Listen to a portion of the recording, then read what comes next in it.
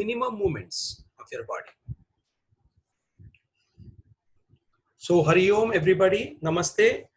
Today we have an eminent speaker, our friend Mr. Abhay Kabra, who is an electronic engineer by profession, a MA in philosophy, yoga. He has done his diploma from Yog Vidya Niketan, Navi Mumbai, Vashi, under our Guruji, Padma Shri Sadashiv Limbarkar ji, a like member of the Indian Yoga Association. He's also associated to Swami Ramdev Baba, specialized in yogic kriyas, Shuddhi kriyas. So we'll listen to his talk today, sir. Thank you very much for your busy schedule. Namaste, सभी को प्रणाम. You can see him on YouTube most of the time with a lot of yoga subjects, yoga, sutras. So he's very easily available on YouTube. Thank you, sir. Thank you, Bhaiya, for being with us. Hari Om. सभी को प्रणाम. ओम नमस्ते. नमस्ते. मेरा सौभाग्य है कि सभी आज योग रसिकों को, योग पथिकों के साथ में आज मेरी एक मुलाकात हो रही है. तो सभी को बहुत बहुत सादर नमन करते हुए एक बार प्रणव ध्वनि और गुरु का स्मरण करते हुए हम आज के सत्र की शुरुआत करेंगे.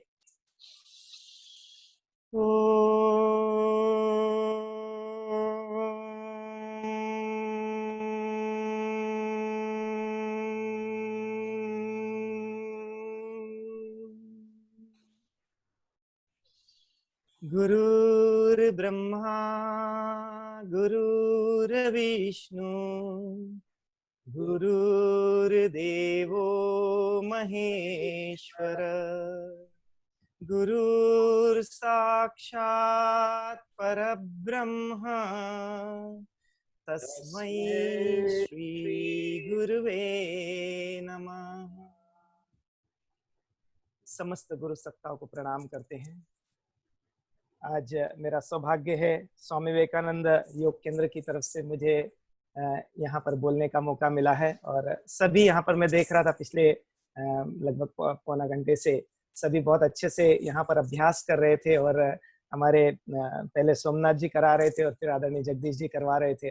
और बहुत अच्छे से सभी लोग कर भी रहे थे और बहुत अच्छे से करेक्शन भी कर रहे थे. तो एक इंटरेक्टिव बहुत ही अच्छा, एक जब लॉकडाउन है उसमें भी इतने प्रभावी रूप से योग का अभ्यास आप सभी कर रहे हैं. आप सभी बधाई के पात्र हैं. आइए आज के टॉपिक की ओर बढ़ते हैं. आज का विषय हमने रखा है इम्पोर्टेंस ऑफ क्रिया योग इन योग सूत्रस. तो ये योग सूत्र क्या है? पहले तो हम इसकी एक अवधारणा थोड़ी सी समझ लें. एक भूमिका बनाने के लिए इस भूमिका को समझ लें. आप सभी को काफी ज्ञान होगा ही ये सब चीजों का, लेकिन फिर भी एक उसकी अवधारणा, एक रूपरेखा हम समझने की प्रयत्न करें. योग वैसे तो काफी पुरातन शास्त्र है. हिरण्यगर्भ से लेकर इसकी शुरुआत हुई और महर्षि पतंजलि ने इसको सिस्टमेटिक रूप में, एक किताब के रूप में, एक सूत्रों के रूप में हमारे समक्ष रखा. और योग दर्शन जिसमें कि 195 सूत्र हैं, उनके माध्यम से ये पूरी एक योग की संकल्पना हमारे समक्ष रखी. तो उसमें महर्षि पतंजलि ने क्रिया योग का उल्लेख किया है और उसी के ऊपर आज हमारी मुख्य रूप से चर्चा रहेगी.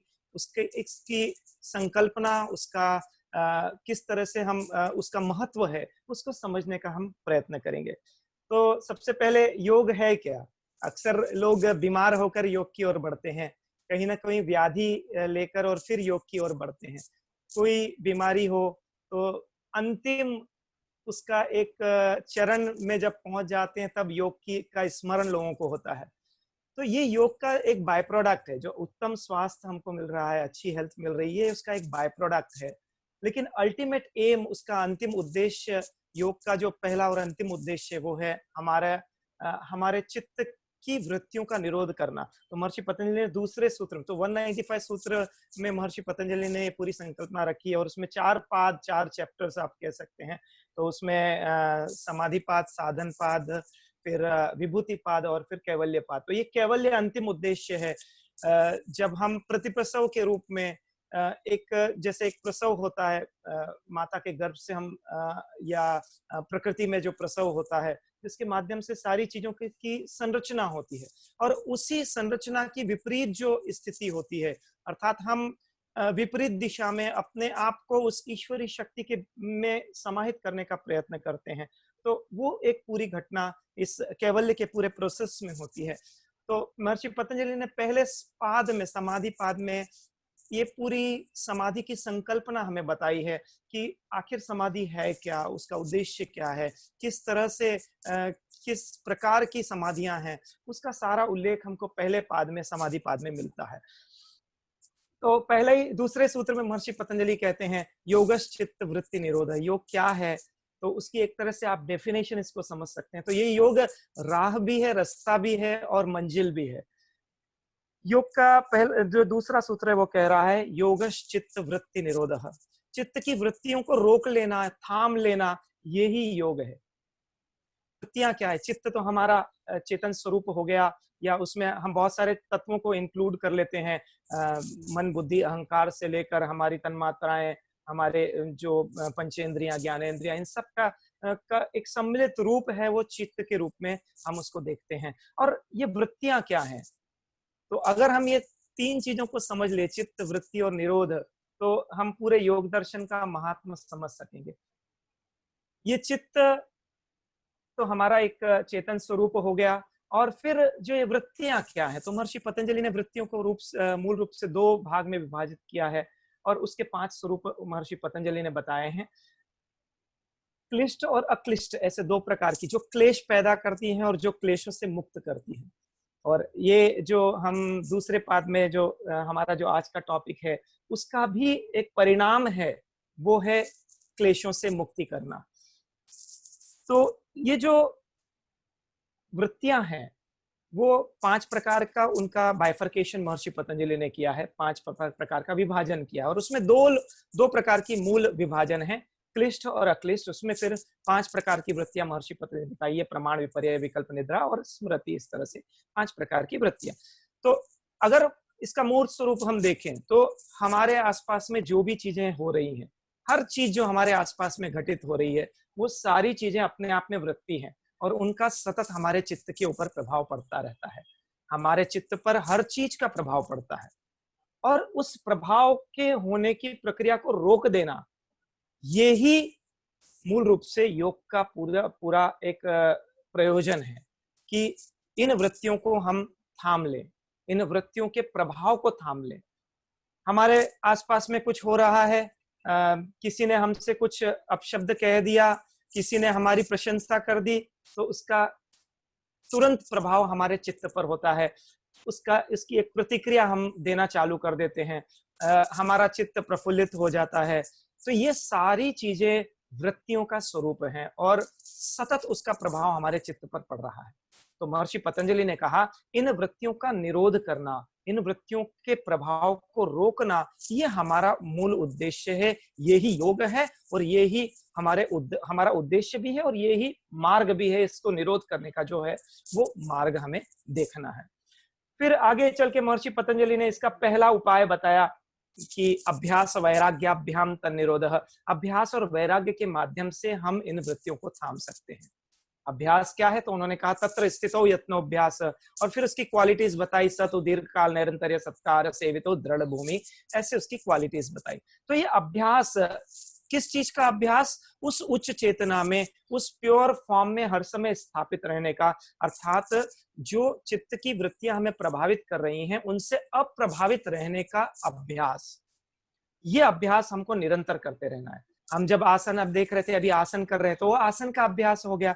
अर्थात जो भी काम हम बारंबार करते हैं, वो अभ्यास होता है। तत्र स्थितो यत्नोभ्यास, उस स्थिति को बार बार बरकरार रखने की कोशिश करना, ये अभ्यास हो जाता है। तो जब हम आसन बार बार करते हैं, तो वो आसन का अभ्यास हो जाता है। प्राणायाम बार बार करते हैं, तो प्राणायाम का अभ्यास हो जाता है। लेकिन यहाँ पर महर्षि पतंजलि कह रहे हैं, हमको उस उच्च चेतना में, अर्थात वृत्ति रहित वाली स्थिति में रहने का बार बार अभ्यास करना है। तो ये अभ्यास, और इसके साथ ही उन्होंने वैराग्य भी बताया।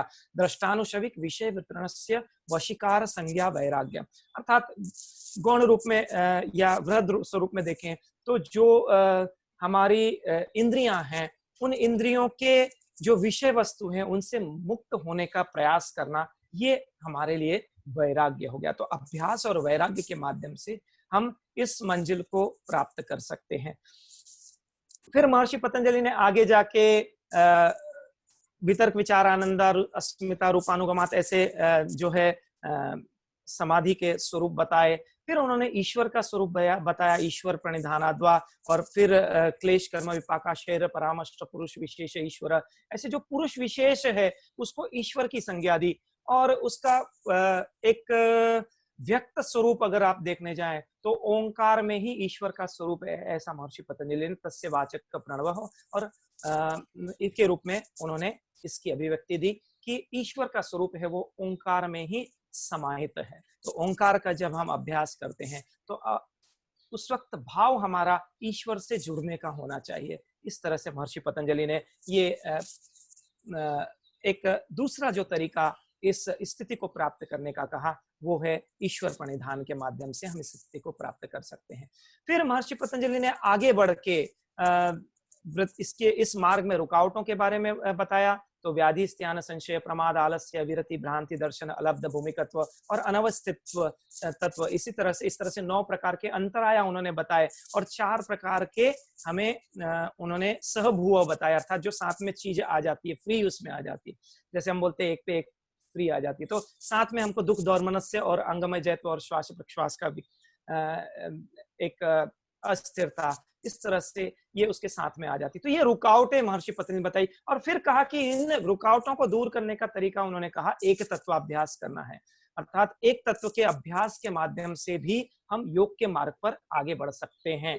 तो जो तीसरा तरीका महर्षि पतंजलि बता रहे हैं एक तत्वाभ्यास का।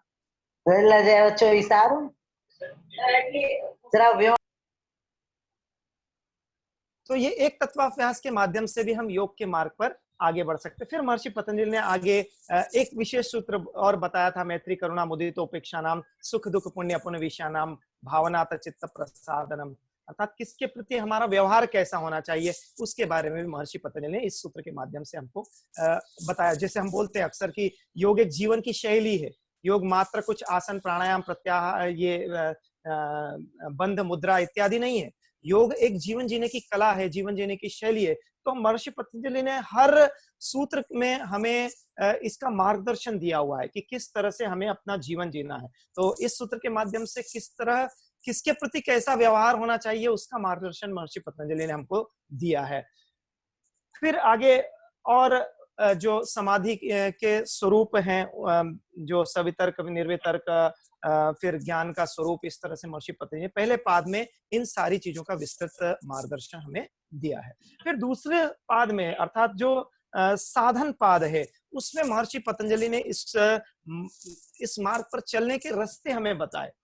तो उसका पहला ही सूत्र महर्षि पतंजलि कहते हैं तप स्वाध्याय ईश्वर प्रणिधानानि क्रिया योग, अर्थात जब हम इस मार्ग पर हमें चलना है तो उसकी शुरुआत कैसे करना है। तो महर्षि पतंजलि ने पहले ही सूत्र में कहा तप स्वाध्याय ईश्वर प्रणिधानानि क्रिया योग, ये क्रिया योग है जिसके माध्यम से, जिस तरह से आपको इस मार्ग पर चलना है, जिसके माध्यम से आप अपने क्लेशों को दूर कर सकते हैं। अब इसका स्वरूप देखें तो जो हम अष्टांग योग, जो चौथा मार्ग महर्षि पतंजलि ने आगे जाकर बताया है, जिसको अष्टांग योग बहुत बहुत प्रचलित है, ये अष्टांग योग का मार्ग, तो उसमें महर्षि पतंजलि ने बताया यम नियम आसन प्राणायाम प्रत्याहार धारणा ध्यान और समाधि, ऐसे 8 अंग उसके बताए।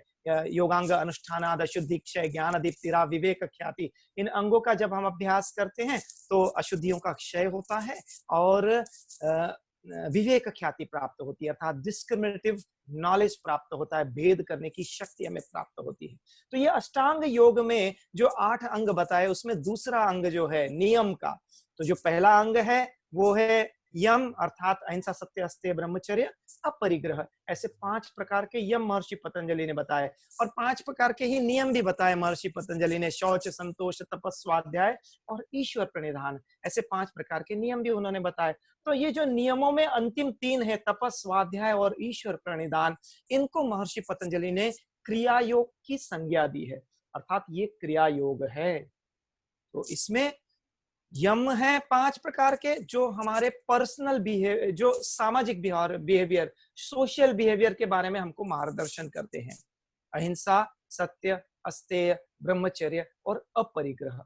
तो हमारा जो सामाजिक व्यवहार है, सोशल बिहेवियर है, वो किस तरह से होना चाहिए, उसके जो निषेध संकेत हैं, अर्थात किस तरह का व्यवहार हमें समाज में नहीं करना चाहिए, उसका एक मार्गदर्शन महर्षि पतंजलि ने यमों के माध्यम से हमें दिया है।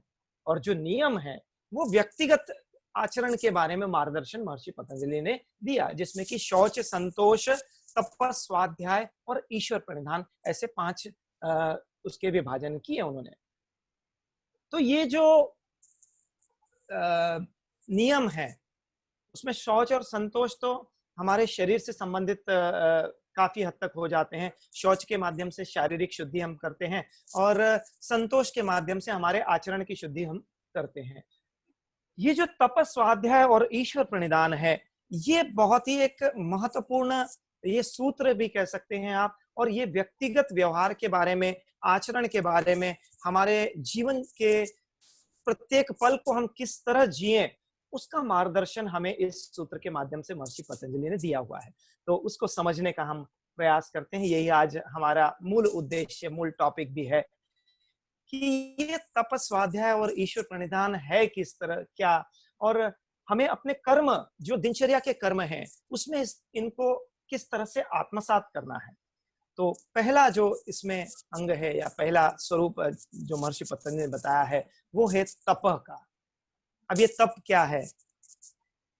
कुछ लोग सोचते हैं तप का जैसे ही स्मरण होता है, शब्द आता है तप का, तो वो कहते हैं, उनके मन में संकल्पना आती है कि कहीं हिमालय में जाकर बैठ जाना, कहीं गुफा के अंदर में जाकर बैठ जाना। उनके ऐसी सोच मन में आती है कि ये तप है। तो इसकी संकल्पना क्या है आखिर? तप क्या है? तो तप का जो स्वरूप है वो आप कह सकते हैं शरीर, प्राण, इंद्रियां और मन में उचित रीति और अभ्यास से इनको वशीकार करना, अपने कंट्रोल में लेकर आना, ये तप है अर्थात। और दूसरा स्वरूप अगर हम इसका देखने जाएं तो तपोद्वंद सहनम, अर्थात जो विपरीत परिस्थितियां आती हैं, बहुत सारी ऐसी परिस्थितियां आती हैं जो विपरीत होती हैं, हमारी अपेक्षाओं के विपरीत होती हैं, हमारे कर्म करने की शक्ति के विपरीत होती हैं, हमारा जो मार्ग होता है उसके विपरीत होते हैं। तो हमने जो संकल्प लिया है, हमने जो उद्देश्य लिया है, हमने जो एक आदर्श लिया है, उस आदर्श के अनुसार हम अपने कर्म करते चले, तो इसको तप की संज्ञा हम दे सकते हैं। तो यहाँ पर ऐसी हम विवेचना कर सकते हैं, इसका एक अर्थ इस तरह से देख सकते हैं कि ये जो पूरी संकल्पना है तो उसको संक्षिप्त हम कह सकते हैं कि अखंड प्रचंड पुरुषार्थ करना। परम पूज्य स्वामी रामदेव जी महाराज अक्सर इस तरह से उल्लेख करते हैं कि हमारा कर्म किस तरह से होना चाहिए, तो वो अखंड प्रचंड पुरुषार्थ के स्वरूप में होना चाहिए। जो भी हम कार्य 100% 100% एफर्ट लगाकर किसी भी कार्य को करना, ये तप का स्वरूप हो गया। जो भी हम कर्म करते हैं, चाहे हम किचन में खाना पका रहे हो, चाहे हम ऑफिस में कोई कार्य कर रहे हो, या एक सेवा का कार्य कर रहे हो, जैसे हम यहाँ पर देख रहे हैं योग की सेवा लोग कर रहे हैं निःशुल्क, कोई उसमें स्वार्थ नहीं, निस्वार्थ भाव से जो हम कर्म कर रहे हैं, तो ये अपने आप में ये जो सेवा का प्रकल्प है वो भी एक तप का स्वरूप है, क्योंकि उसमें बहुत सारी बाधाएं आती है, मार्ग में बहुत सारी रुकावटें आती है। जब हम तप करते हैं, हम घर में गृह कार्य कर रहे हैं तो भी उसमें रुकावटें आ रही हैं। अब जैसे यहाँ पर अब देखते हैं कि अभी जब ये इस वक्त एक कोरोना का काल चल रहा है, और घर में जो सहयोगी कार्य करने के लिए, सहायक कार्य करने के लिए जो कर्मचारी आते थे वो नहीं आ पा रहे हैं, तो घर का कार्य स्वयं पूरा करना पड़ रहा है। ऐसे ही ऑफिस में काफी सारे ऐसे उद्देश्य हो जाते हैं जो हमें अकेले ही करना पड़ रहे हैं। तो इस तरह से ये सारी रुकावटें जो हैं वो उनको पार करते हुए और अपने संकल्प को, अपने कर्म को निर्बाध रूप से जारी रखना, ये तप का स्वरूप हो गया। बहुत सारे ऐसे कर्म होते हैं, तो उनमें कुछ लोग हैं वो अनमने मन से उस कार्य को करते हैं, लेकिन फिर भी करते हैं।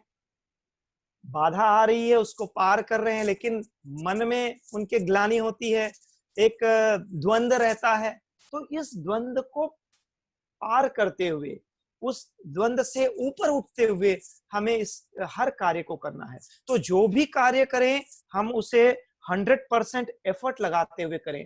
और दूसरा, इसका एक पहलू और देखें तो हमें कार्य या तप के लिए जो उद्देश्य लेना है वो किस तरह का हो। तो हम एक आदर्श चुनते हैं, हमारा कर्म किस तरह से होना चाहिए, हमें जो तप करना है उसको हम सिलेक्ट करते हैं कि हमें तप किस तरह से करना है। तो कोई भी एक आदर्श हम सिलेक्ट करते हैं, चाहे हम भगवान राम का आदर्श ले लें, भगवान कृष्ण का आदर्श ले लें, महर्षि पतंजलि का आदर्श ले लें, गौतम कणादि जैमिनी, ऐसे हमारे जो ऋषि मुनि हुए उनका आदर्श ले लें, या कोई भी एक आदर्श व्यक्तित्व हम ले लें। क्योंकि हम देखते हैं अक्सर कि हम चरित्र की पूजा करते हैं, हम चित्र की पूजा नहीं करते। चित्र की पूजा करने वाले तो भटक जाते हैं मार्ग में। हमें जो भी आदर्श लेना है, हम उस आदर्श व्यक्तित्व के कर्म को पूजते हैं, भगवान राम के कर्म को पूजते हैं, भगवान कृष्ण के कर्म को पूजते हैं। तो वो कर्म का हम एक आदर्श लेते हैं, हम आदर्श एक व्यक्ति का लेते हैं, अर्थात उसका जो चरित्र है, चित्र नहीं चरित्र को पूजना है। तो उस व्यक्ति के चरित्र को हम आत्मसात करने की, उसको फॉलो करने की कोशिश करते हैं। तो उस चरित्र के अनुरूप हम अपने कर्म को करने की कोशिश करते हैं, जो भी हमने आदर्श लिया है। अगर हम एक ऑफिस गोइंग व्यक्तित्व को एक आदर्श बना रहे हैं, तो वो ऑफिस में किस तरह कार्य कर रहा है वो हमारे लिए एक आदर्श हो जाता है। एक गृह कार्य में निपुण एक व्यक्तित्व को हम फॉलो कर रहे हैं, तो उसके अनुरूप, उसके अनुसार, उसी तरह से हम कार्य करने की चेष्टा करते हैं। तो इस तरह से जो भी हम उद्देश्य लें, उसके अनुरूप हम कर्म करने के लिए तत्पर हो रहे हैं। तो उसको पूर्ण पुरुषार्थ करते हुए, 100% एफर्ट लगाते हुए हम करें, तो ये सही मायने में तप होगा। और इसी तरह से हर कार्य को हमको करना है। तो ये एक तरह से हम देखें तो योग में अक्सर हम विभाजन देखते हैं, कर्म योग, ज्ञान योग और भक्ति योग, ये 3 रूप से मूल विभाजन देखते हैं। तो इस सूत्र में तपस, स्वाध्याय, ईश्वर प्रणिधानानि क्रिया योग, इस सूत्र में हम देखते हैं तीनों तरह के योग आ जाते हैं। तो यहाँ पर तप के माध्यम से हम देखते हैं ये कर्म योग का एक मार्ग हो गया। तीनों में हमें संतुलन बनाना है, मात्र एक करने से काम नहीं चलेगा। सिर्फ कर्म योग, सिर्फ भक्ति योग, सिर्फ ज्ञान योग, अगर हम सिर्फ में अटक जाएंगे तो फिर हम मार्ग पर आगे नहीं बढ़ पाएंगे। तो यहाँ पर हमने जो उद्देश्य लिया है, वो उद्देश्य ये है कि हम तपश्चर्या करें, हम जो कार्य करें उसको अखंड प्रचंड पुरुषार्थ के रूप में करें, विकल्प रहित संकल्प के रूप में करें। तो ये मूल मंत्र इस सूत्र में हम देख सकते हैं, अखंड प्रचंड पुरुषार्थ और विकल्प रहित संकल्प। अर्थात हमने जो संकल्प लिया है इस मार्ग पे चलने का, उसमें कोई विकल्प नहीं हो, कोई ऑप्शन नहीं हो, उस तरह से हमारा तप हर समय हम करते रहें। हमारा जो कार्य होना चाहिए वो इन गुणों को लेकर वो कार्य होना चाहिए। फिर हम दूसरे तत्व की ओर बढ़ते हैं, वो है स्वाध्याय। तो स्वाध्याय क्या है? तो अक्सर हम देखते हैं, इसकी जब व्याख्या हम देखने की कोशिश करते हैं तो हमें पढ़ने में आता है कि अच्छे ग्रंथों का अध्ययन करना, योग, सांख्य, वेद, उपनिषद, इन ग्रंथों का अध्ययन करना और उनसे जो हमें मार्गदर्शन प्राप्त हो रहा है उसको समझना, इसको स्वाध्याय अक्सर हम देखते हैं कि इसको स्वाध्याय कहा गया है। या फिर ओंकार का उच्चार करना, गायत्री मंत्र का जाप करना, इन सारे चीजों को स्वाध्याय की श्रेणी में रखा जाता है। लेकिन यहाँ पर मैं थोड़ी सी विवेचना उसको इस तरह से करना चाहूंगा कि तप के लिए हमने जो आदर्श लिया है, तप के लिए हमने कोई भी एक आदर्श लिया है, एक व्यक्तित्व को, एक चरित्र को हमने एक आदर्श के रूप में स्थापित किया है, और उस आदर्श के अनुरूप हमारा कर्म हो रहा है कि नहीं, हम जो कर्म कर रहे हैं उस आदर्श के अनुकूल है कि नहीं है, इस से अपने उस कर्म को तोलना, उसको मापदंड के अनुरूप उससे कंपेयर कर लेना, ये सही मायने में स्वाध्याय होगा। स्व का अध्याय करना, तो मैं जो कर्म कर रहा हूं वो उस आदर्श के अनुकूल है कि नहीं है, इससे अपने आप को कंपेयर कर लेना सही मायने में इस तरह का स्वाध्याय एक उसका प्रत्यक्ष या एक प्रैक्टिकल पक्ष हम देखने जाएं तो आप इसको इस रूप में भी ले सकते हैं कि हम जो कर्म कर रहे हैं वो उसके अनुकूल है कि नहीं है, उस आदर्श के अनुकूल है कि नहीं है, इस चीज से अपने आप में कंपेयर कर लेना।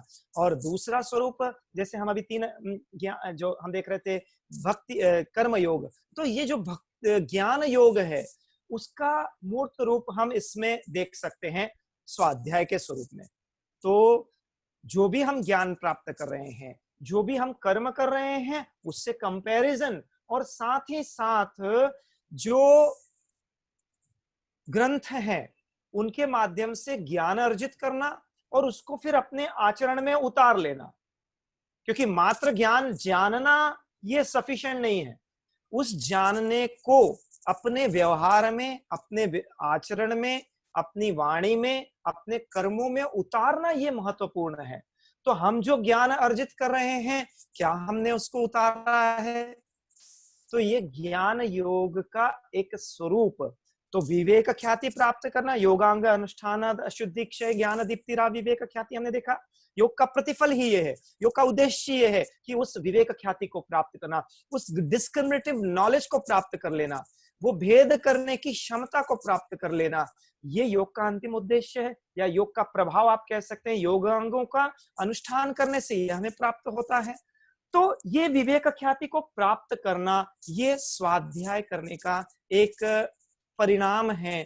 ये विवेक ख्याति हमें प्राप्त होती है, ज्ञान हमारा परिष्कृत हो जाता है, शुद्ध ज्ञान हमको प्राप्त होता है, वो स्वाध्याय करने से प्राप्त होता है। महर्षि पतंजलि ने स्वाध्याय का प्रभाव भी यही बताया है। स्वाध्याय इष्ट देवता संप्रयोग, उस इष्ट देवता के साथ, उस इष्ट देवता के जो इष्ट हमने अपने भीतर आराध्य किया है, आराध्य देव जो है उसको हमें हमारे भीतर हमने एक आदर्श के रूप में लिया है, वो जो है वो पूरी तरह से हमारे भीतर आत्मसात हो जाता है, वो स्वरूप हमारे भीतर स्थापित हो जाता है। ये इसका परिणाम भी महर्षि पतंजलि ने बताया। ऐसे तप का प्रभाव या परिणाम महर्षि पतंजलि ने क्या बताया है, वो कहते हैं कायेंद्रिय शुद्धि अशुद्धि क्षया तपसः, कायेंद्रिय अशुद्धि क्षया तपसः, काय मतलब शरीर और इंद्रियों की अशुद्धियों का क्षय होता है, वो तप के माध्यम से होता है। जैसे कोई धातु होती है, उससे हमको मल निकालना होता है, गंदगी निकालना होता है, तो हम क्या करते हैं, उसको तपाते हैं। तो इसी तरह से तप के माध्यम से अशुद्धियों का क्षय होता है, हमारी शरीर की, हमारी इंद्रियों का शुद्धिकरण होता है, और कर्म करने में हम प्रवीण होते हैं, प्रवृत्त होते हैं, और स्वाध्याय के माध्यम से हमारा कर्म भी परिष्कृत हो रहा है, हमारा ज्ञान परिष्कृत होता है। फिर आते हैं ईश्वर प्रणिधान पर। तो ये जो ईश्वर प्रणिधान है वो क्या है? तो ईश्वर प्रणिधान का स्वरूप हम देखने जाएं तो ईश्वर के प्रति एक समर्पण का भाव रख लेना। अब इसका महत्व क्या है? तो भगवत गीता सभी लोग सुनते हैं, उसका सार भी सुनते हैं, कर्म करिए और उसके प्रतिफल की इच्छा मत कीजिए। तो उसका स्वरूप हम यहाँ पर देखते हैं। तो ये भक्ति योग का एक स्वरूप हो गया, ईश्वर के पूर्ण समर्पण का भाव रखना, ईश्वर के प्रति एक जो ईश्वर हमें दे रहा है वो सारे संचित कर्मों का प्रतिफल हमें दे रहा है, ऐसा भाव रखना। वर्तमान हमारा निर्दोष है, वर्तमान हमारा निर्दोष है, अर्थात वर्तमान हम में हमको जो भी प्राप्त हो रहा है वो हमारे सारे संचित, हमने जन्मांतरों से जो कर्म किए हैं, हमने इस जन्म में जो कर्म किए हैं, तो मैथमेटिक्स में एक टर्म होता है समेशन, उसका सिंबल है इस तरह से। तो समेशन का अर्थ क्या होता है? सारी चीजों का जोड़ भाग गुणा करने, धन माइनस प्लस माइनस करने के बाद में जो नेट रिजल्ट बनता है वो नेट रिजल्ट, उसको समेशन कहा जाता है। तो यहाँ पर आप आप जो कर्म कर रहे हैं उसका प्रतिफल आपको जो प्राप्त हो रहा है, जो रिजल्ट प्राप्त हो रहा है, वो आपके संचित कर्मों का, भले ही वो संचित कर्म आज के हों या जन्म जन्मांतरों के हों, कल का हो, इन सब का जोड़ भाग करने के बाद में जो नेट रिजल्ट है वो आज आपको प्राप्त हो रहा है, ऐसा भाव रखना। तो उस ईश्वर ने हमें जो दिया है वो हमारे लिए सर्वश्रेष्ठ है, ऐसा भाव रखना। तो उसके प्रति कोई शिकायत नहीं रखना। ईश्वर मुझे जो दे रहा है वो सारी चीजों का एक जोड़ भाग करने के बाद में मेरे लिए जो सर्वश्रेष्ठ है, मेरे लिए जो सर्व उपयुक्त है, वो मुझे दे रहा है, ऐसा भाव रखेंगे हम, इसी तरह की भक्ति रखेंगे, इस तरह ईश्वर के प्रति एक समर्पण का भाव रखेंगे कि तुमने जो तेरा तुझको अर्पण, जो कर्म कर रहे हैं वो तो अर्पण कर ही रहे हैं, लेकिन उसका जो प्रतिफल है वो भी एक सहर्ष उसको स्वीकार करने का कार्य, वो हमें इस भक्ति योग में, इस ईश्वर प्रणिधान में करने के लिए हमको उसका उसकी एक प्रेरणा इस सूत्र के माध्यम से, इस ईश्वर प्रणिधान के माध्यम से प्राप्त होती है। और हम जब उसको आत्मसात करते हैं तो आत्मग्लानि हमारे भीतर से निकल जाती है। तीनों चीजों का परिणाम हम देखने जाएं तो परिणाम वो है मूल योगश्चित्त वृत्ति निरोध, अर्थात इन सब को करने से वृत्तियों का निरोध होता है। ये तो उसका मूल, अर्थात उसका परिणाम भी महर्षि पतंजलि ने तीसरे सूत्र में जो बताया है, तदा द्रष्टु स्वरूप अवस्था नाम, अर्थात हम अपने मूल स्वरूप में स्थापित हो जाते हैं। जब हम योग का पालन करते हैं, योग के मार्ग पर अंतिम जब समाधि की स्थिति में पहुंच जाते हैं तो क्या होता है? तदा दृष्टु स्वरूप अवस्था नाम, अपने मूल स्वरूप में हम स्थापित हो जाते हैं। तो उसका जो पूरा स्वरूप है, वो जो हम कर्म कर रहे हैं उसका प्रतिफल की अपेक्षा नहीं रखना। हम अक्सर सुनते हैं नेकी कर और दरिया में फेंक, ऐसा एक कहावत है। तो उस जब हम कर्म करते हैं तो उसकी जब उसके प्रतिफल की अपेक्षा लगा के रखते हैं और वो अपेक्षा पूरी नहीं होती है तो हमें दुख होता है। यही महर्षि पतंजलि ने जो दूसरा नियम है उसमें भी कहा, संतोषाद अनुत्तम सुख लाभ, संतोष का हमको पालन करना है और जब संतोष का पालन करेंगे तो अनुत्तम सुख प्राप्त होगा। तो सुख को प्राप्त करने की कुंजी है, उसकी जो चाबी है वो संतोष में है, और संतोष का एक भाव हमको ईश्वर प्रणिधान में भी देखने को मिलता है। अर्थात जब हम ईश्वर प्रणिधान करेंगे तो दुखों से मुक्ति हो जाएगी। और महर्षि पतंजलि कहते हैं ईश्वर जो समाधि है, जो ईश्वर प्रणिधान है, उसका प्रभाव भी वो कहते हैं समाधि सिद्धिर ईश्वर प्रणिधानात्, अर्थात ईश्वर प्रणिधान में जब हम पूर्ण रूप से स्थापित हो जाएंगे तो क्या होगा? समाधि की सिद्धि होना शुरू हो जाएगी। लेकिन मात्र ये नहीं, उसके साथ में बाकी की चीजों का भी अनुपालन करना बहुत आवश्यक है। तो ये जो ईश्वर प्रणिधान है वो हमें वैराग्य में प्रतिष्ठापित करता है। वैराग्य, जो अभ्यास और वैराग्य, हमने जो पहला मार्ग देखा, तो ये पहले वाले जो दो तत्व थे वो हमको अभ्यास में प्रगाढ़ कर रहे हैं, क्योंकि जब हम शुरुआत कर रहे हैं तो अभ्यास और वैराग्य की स्थिति में सीधे पहुंचना बहुत मुश्किल होता है। तो दूसरे पाद की शुरुआत ही महर्षि पतंजलि ने इस सूत्र की संकल्पना के साथ की, इस सूत्र के माध्यम से की, और उन्होंने कहा इस तरह से आपका अभ्यास और वैराग्य भी पुष्ट होगा, मजबूत होगा, और आप इस मार्ग के, तो शुरुआत जब आपको करनी है तो कर्म को आप प्रभावी बनाइए, अपने जीवन में कर्म को इस तरह से कीजिए कि उसमें इन तीन तत्वों को सम्मिलित कीजिए, तप को, स्वाध्याय को और ईश्वर प्रणिधान को। जब आप समाविष्ट कर लेंगे तो फिर आपका क्रिया योग जो है वो मजबूती से आपको योग के मार्ग पर प्रवृत्त होने में मदद करेगा। और इसका परिणाम भी महर्षि पतंजलि ने कहा है, जो इसका दूसरा सूत्र, दूसरे पाद का महर्षि पतंजलि ने कहा है, वो कहते हैं समाधि भावनार्थ क्लेश तनु करणार्थश्च। अर्थात जब हम जब इस तरह का कर्म करेंगे तो क्या होगा, समाधि के भाव सृजित होंगे और क्लेशों का तनु होना शुरू हो जाएगा। क्लेश जो 5 आगे फिर जाके महर्षि पतंजलि ने 5 क्लेश बताए, और उन सारे क्लेशों का मूल महर्षि पतंजलि ने कहा अविद्या है, अज्ञान है। तो ये जो स्वाध्याय हमारा परिष्कृत होगा तो उससे अज्ञान भी दूर होगा, और ईश्वर प्रणिधान जब हम करेंगे तो हमारा ईश्वर के प्रति समर्पण जब होगा तो अपेक्षाएं हमारी कम हो जाएंगी। अपेक्षाएं दुख की का सबसे बड़ा कारण है, और जहां अपेक्षाएं हमारी कम हो गई तो दुख अपने आप दूर हो जाएगा।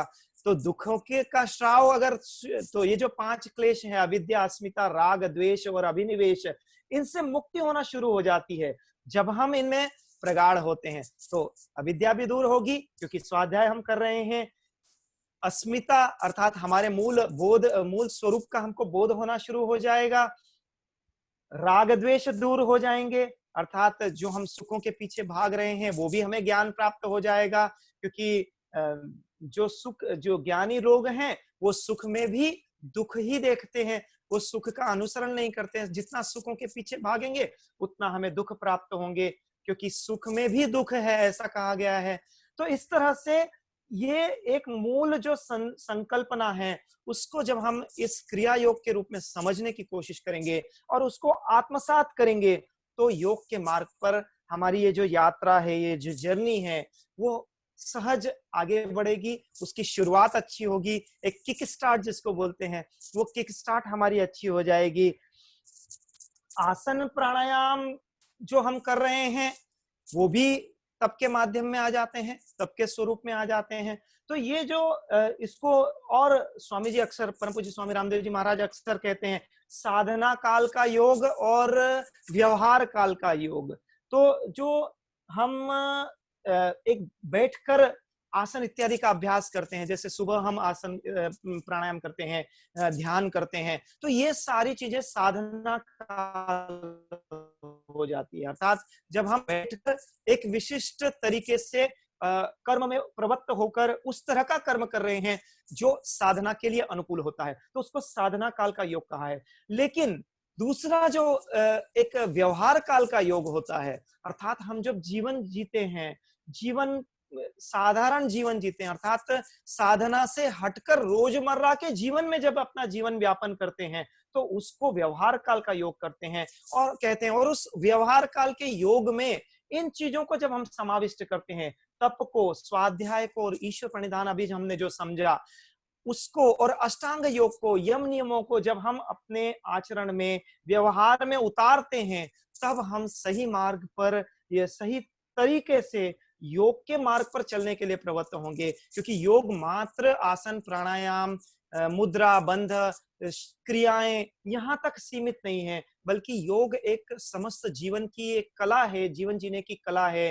तो हम उस कला को सीखना है, तो इस तरह से इन सारी चीजों को अपने जीवन में समाविष्ट करना होगा और इनको समझना होगा, इनको आत्मसात करना होगा, अपने व्यवहार में, अपने वाणी में, अपने कर्मों में इनको उतारना होगा।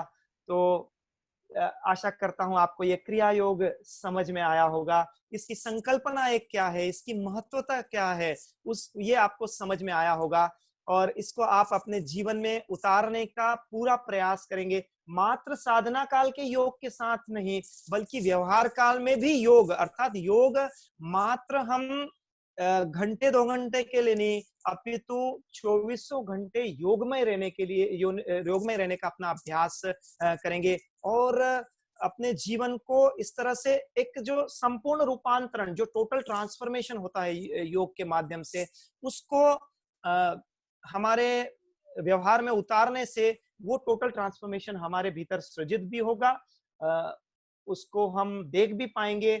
और साथ ही साथ फिर जो आगे महर्षि पतंजलि ने विभूति पाद में जो सिद्धियां प्राप्त हुई का विवरण दिया है, उनका उल्लेख किया है वो भी हमें प्राप्त होंगी मार्ग के प्रदर्शक के रूप में कि आप सही मार्ग पर आगे चल रहे हैं कि नहीं चल रहे हैं। तो इस तरह से ये क्रिया योग को हम अपने जीवन में आत्मसात करें, ऐसी ही एक अपेक्षा के साथ में ऐसा ये तत्व आपको समझ में आया होगा उसको आप जीवन में उतारें, ऐसी बहुत बहुत शुभकामना।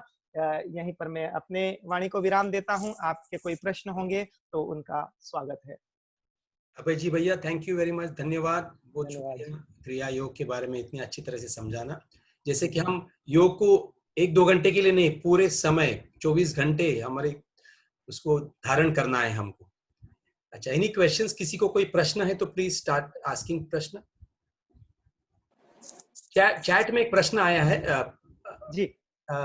विकल्प रहित संकल्प के बारे में और जानना चाहती हूँ। जी, विकल्प रहित संकल्प अर्थात हमने एक जो तप का एक स्वरूप स्थापित किया है, हमने एक आदर्श स्थापित कर लिया है कि हमें इस तरह का कार्य करना है, इस तरह से हमारे तप को प्रगाढ़ करना है। लेकिन उसमें फिर विकल्प आ जाते हैं, अर्थात हम ऑप्शंस लेने की कोशिश करते हैं।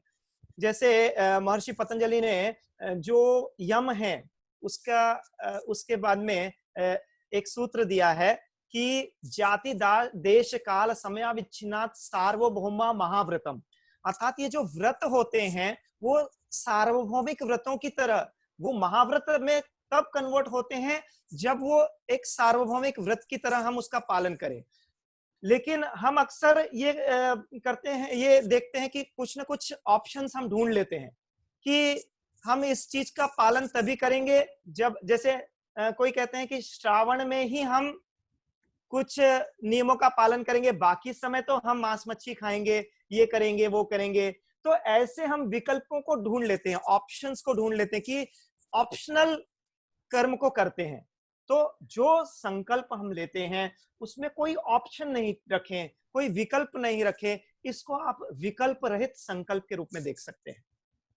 जी ओम। और कोई है? और किसी कोई प्रश्न पूछना है? हेलो। या हेलो। या महर्षि लहरी और योगानंद जी ने जो क्रिया योग बताया है वो और ये जो अपना क्रिया योग है वो थोड़ा डिफरेंट है या सेम है? महर्षि पतंजलि ने क्रिया योग में इन 3 नियमों का जो है उच्चार किया है या उसके बारे में बताया। महर्षि लहरी और महर्षि जी, मुझे उनका जो क्रिया योग है उसका मेरा स्वाध्याय नहीं है, तो अवश्य मैं उसको करने की कोशिश करूंगा। महर्षि लहरी और आपने क्या कहा?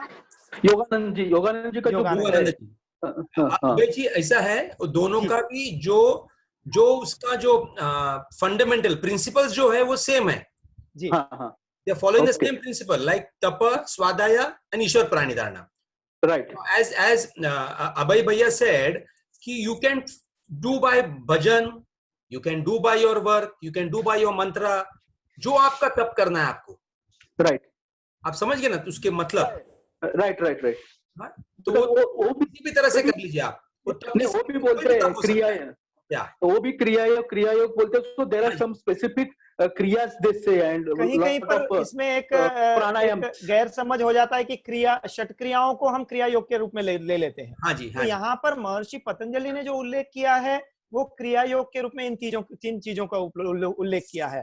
लेकिन जो षट क्रियाएं हैं वो शौच के अंतर्गत आती हैं, वो शुद्धि क्रियाएं वो हमको आगे जो दूसरे हठ प्रदीपिका इत्यादि ग्रंथ हैं उनमें उनका उल्लेख मिलता है। लेकिन यहाँ पर जो क्रिया योग का उल्लेख है वो मात्र इन 3 चीजों के रूप में हमको उल्लेख मिलता है। अभी जैसे केवले धाम में जो आश्रम है अपना लोनावाला में, वहां पर क्रिया करते हैं कि दे डू श्वसन मार्ग शुद्धि, ओमकार चांटिंग, उसके बाद दे डू गायत्री मंत्र चांटिंग, एक वे ऑफ चांटिंग गायत्री मंत्र। ऐसे the fundamentals are the same, you understand? Yes. In Lahiri they do more of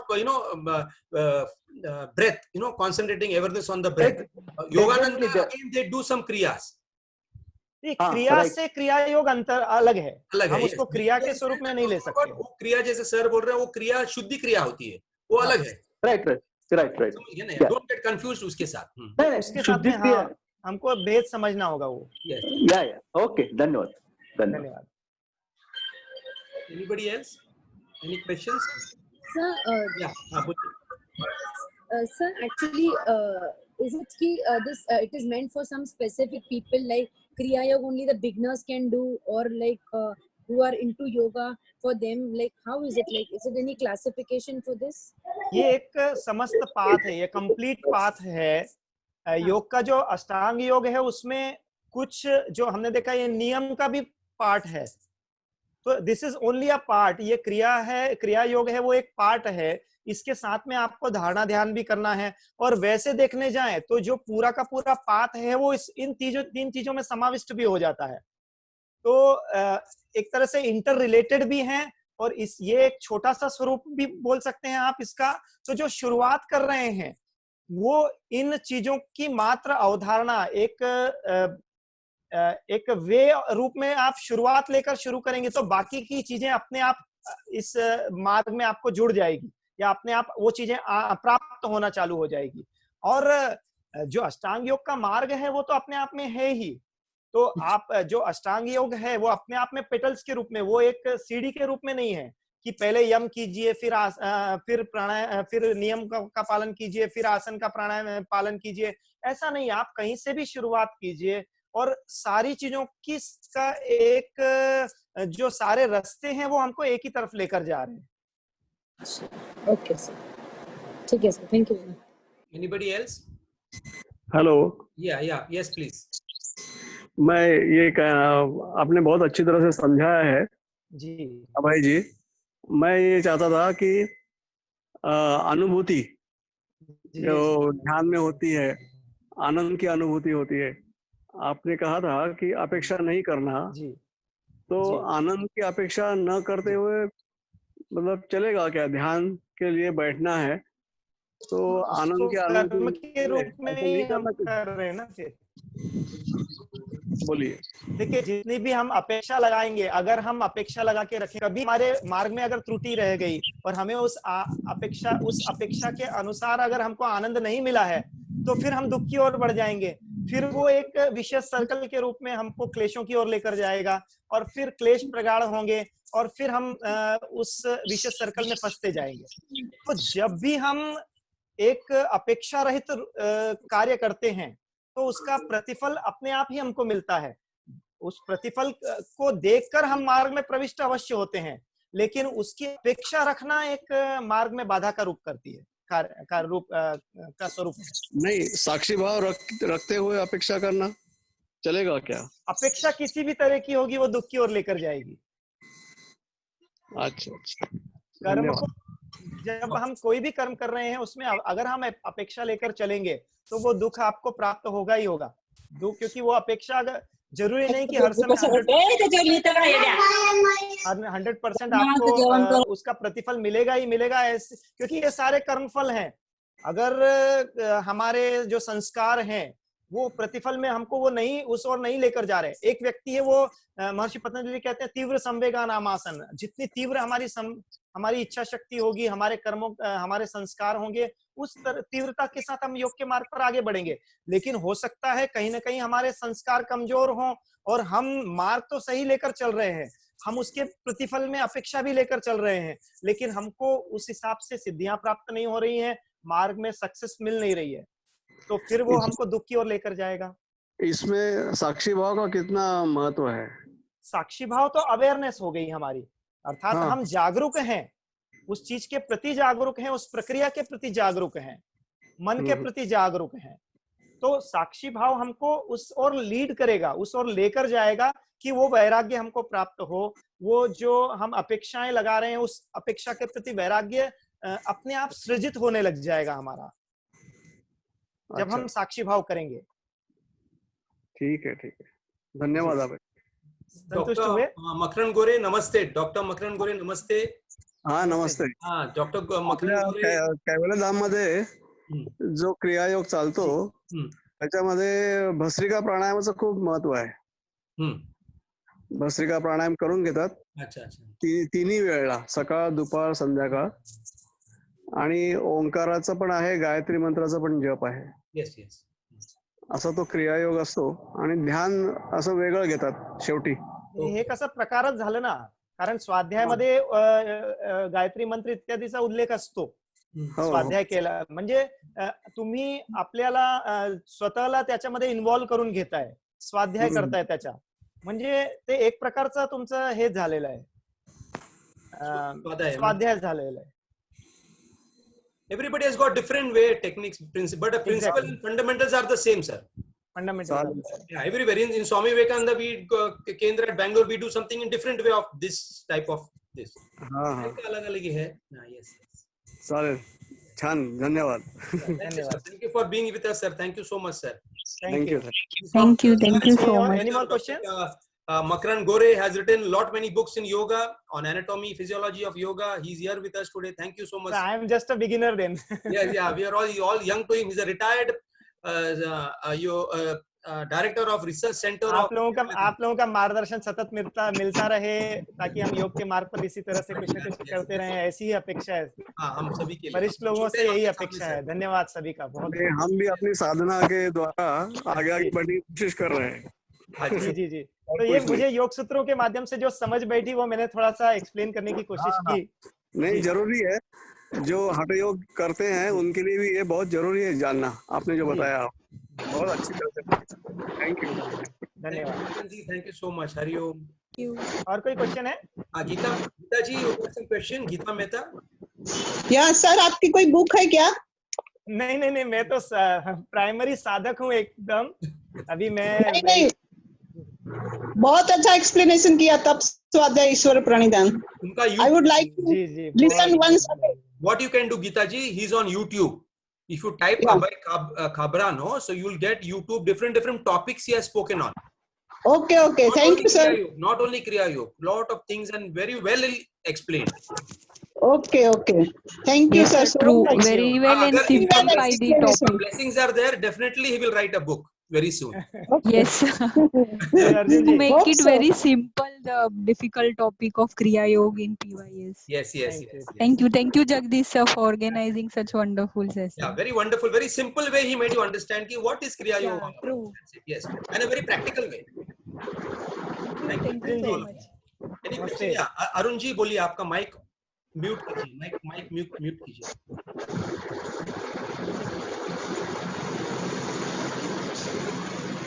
Arjun जी, आपका माइक अनम्यूट कीजिए. हाँ, Jagdish sir, Abhay, our old friend, and he has explained this beautifully well because it is very simple language. Yes. Thank you, Abhay. Thank you. Also very lucky to have Makaran Gore ji with us. I was his student. I was Makaran Gore ji's student also. So it is so nice to he listening to us. You know what we are saying. हम लोग क्या explain? Very nice, sir. Abhay, you write a book. Abhay, I would request you to write a book. Abhay ji, very nice explanation, Abhay ji. Thank you, Jagu ji. Yeah, thank you. Yeah, we both were also together. I would like all of you. I would like all of you to put your comments on the group so that I will send all that to Abhay ji. Even a small small video clip also will do. Whatever. Jagdish. Yeah. Jagdish sir, he was with me. We all had a nice time. We have done masters in philosophy together. Yes. Wonderful. So both of us, we had very nice experience. Now I can understand how happy you are. Because when your colleague is talking here, you feel I'm very happy. Yes, I feel so proud. Yes. Yeah, of course, I feel so proud. Yes. Thank you everyone. Yeah, please put your comments on the group that I'll send it to him. And thank you once again, Thank you. सभी को बहुत प्रणाम. धन्यवाद. धन्यवाद. Yes, sir. We'll try to ask him to come again with some other topic. अभय जी खुद ये सब नियम का पालन करते हैं, इसलिए उनके आवाज में, उनकी दृष्टि में, उनके एक्सप्रेशन में सब दिख रहा था कि वो बड़े तपस्वी है. हाँ जी पुष्पा जी. हाँ जी. Thank you so much, Pushpa ji. Thank you so much. Thank you for all your blessings. Hari Om. Thank you. सभी को प्रणाम. I'll end the session. Thank you so much.